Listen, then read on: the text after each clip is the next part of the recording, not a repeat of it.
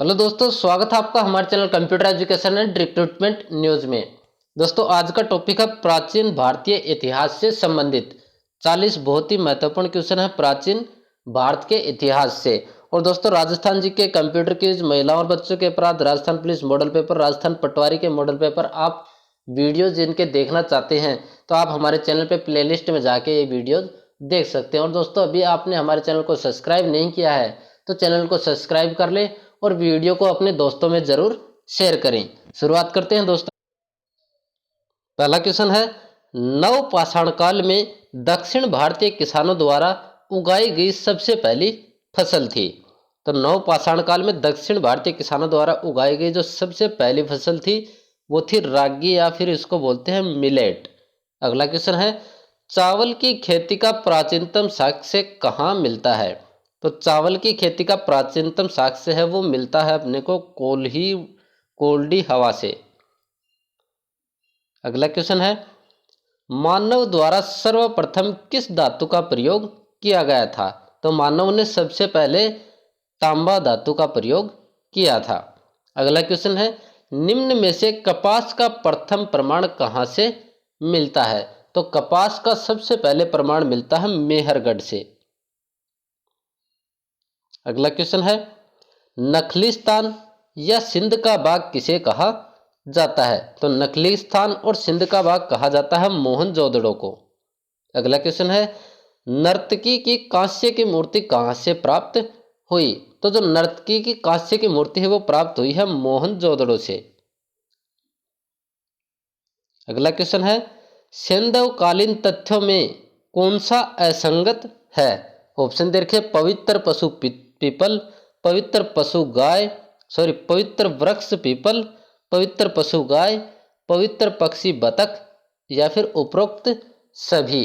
तो इनमें से जो असंगत है वह पवित्र पशु गाय। अगला क्वेश्चन है, सिंधु सभ्यता की खोज का श्रेय किसे दिया जाता है। तो सिंधु सभ्यता की खोज का श्रेय है वो दिया जाता है राय बहादुर दयाराम साहनी को। अगला क्वेश्चन है, सिंधु लिपि युक्त मुद्रा कहाँ से प्राप्त हुई। तो सिंधी लिपि युक्त मुद्रा है वो प्राप्त हुई है राखी गढ़ी से। अगला क्वेश्चन है, सिंधु वासियों द्वारा सर्वाधिक प्रयुक्त धातु थी। तो सिंधु वासी थे, उनके द्वारा जो सबसे ज्यादा काम में ली जाने वाली धातु थी वो थी कांसा।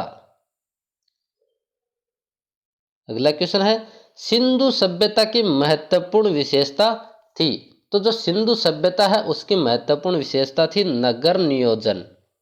अगला है, सिंधुवासी किसकी उपासना नहीं करते थे। तो सिंधुवासी है वो उपासना नहीं करते थे विष्णु की। और ऑप्शन दे रखें, प्रकृति देवी, मातृ देवी, स्वास्तिक चिन्ह, इनकी उपासना करते थे लेकिन विष्णु की उपासना नहीं करते थे। अगला क्वेश्चन है, सिंधुवासी किस धातु से अपरिचित थे।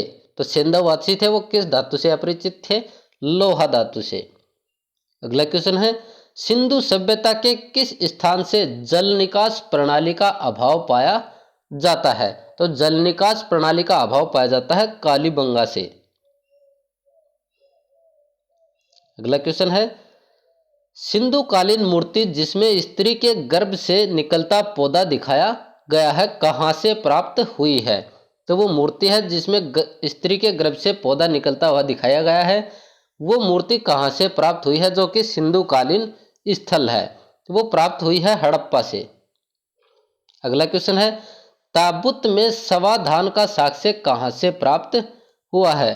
तो ताबूत में समाधान का साक्ष्य है वो प्राप्त हुआ है हड़प्पा से। अगला क्वेश्चन है, आर्य शब्द का सर्वप्रथम उल्लेख मिलता है।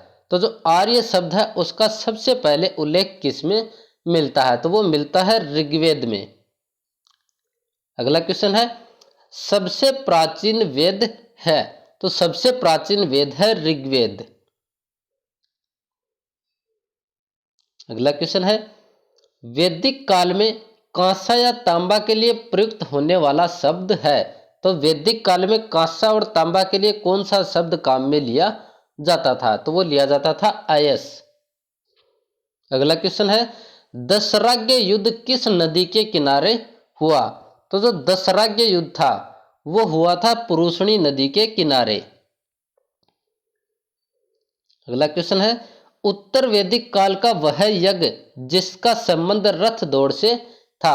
तो जो उत्तर वैदिक काल का यज्ञ है जिसका संबंध रथ दौड़ से है, वो यज्ञ है वाजपेयी यज्ञ। अगला क्वेश्चन है, शिशु के जन्म से पूर्व किए जाने वाले संस्कार हैं। अपने को संस्कार दे रखे हैं, उनमें से कौन सा संस्कार है जो शिशु के जन्म से पूर्व किया जाता है। ऑप्शन दे रखे हैं, गर्भाधान, पुंसवन, सीमांतोन्नयन, उपरोक्त सभी।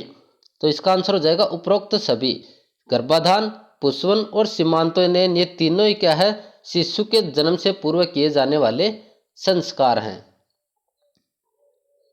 अगला क्वेश्चन है, वेश्य शब्द का सर्वप्रथम प्रयोग कहाँ मिलता है। तो जो वेश्य शब्द है उसका सर्वप्रथम प्रयोग मिलता है वाजस्नेय संहिता में।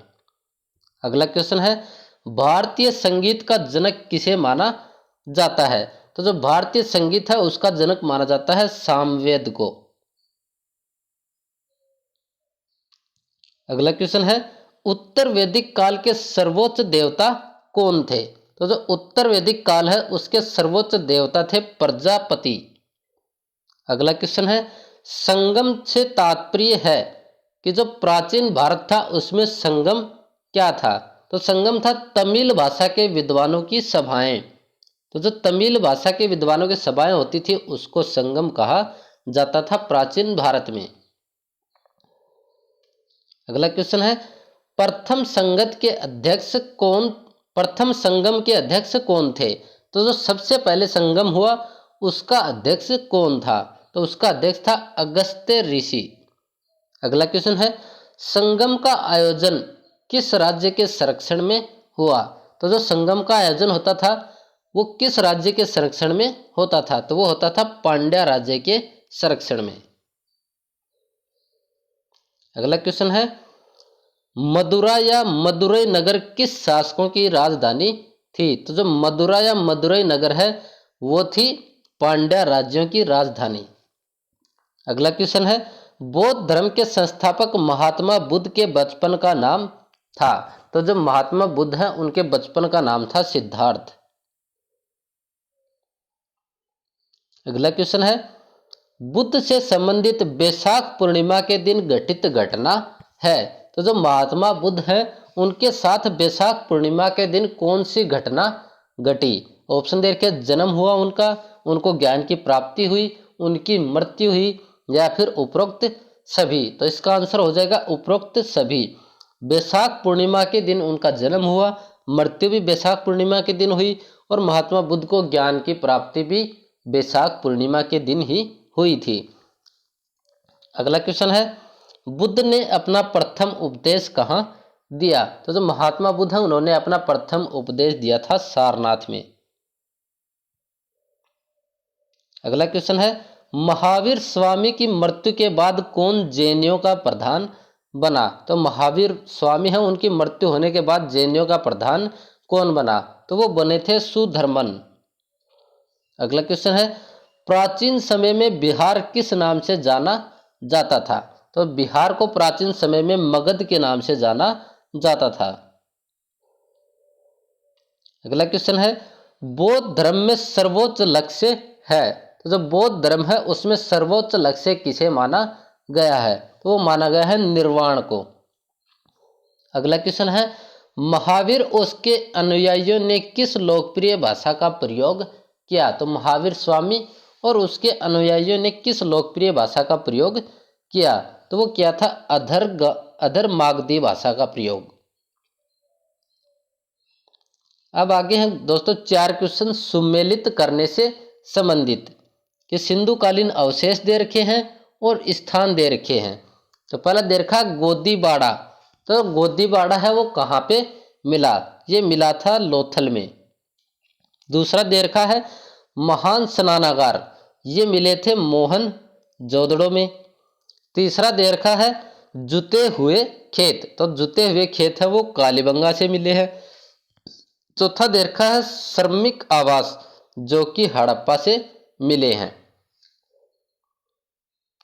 अगला क्वेश्चन है सुमेलित करना है स्थान दे रखे हैं कि कौन सा स्थान है वो किस नदी के किनारे या किस नदी पर है।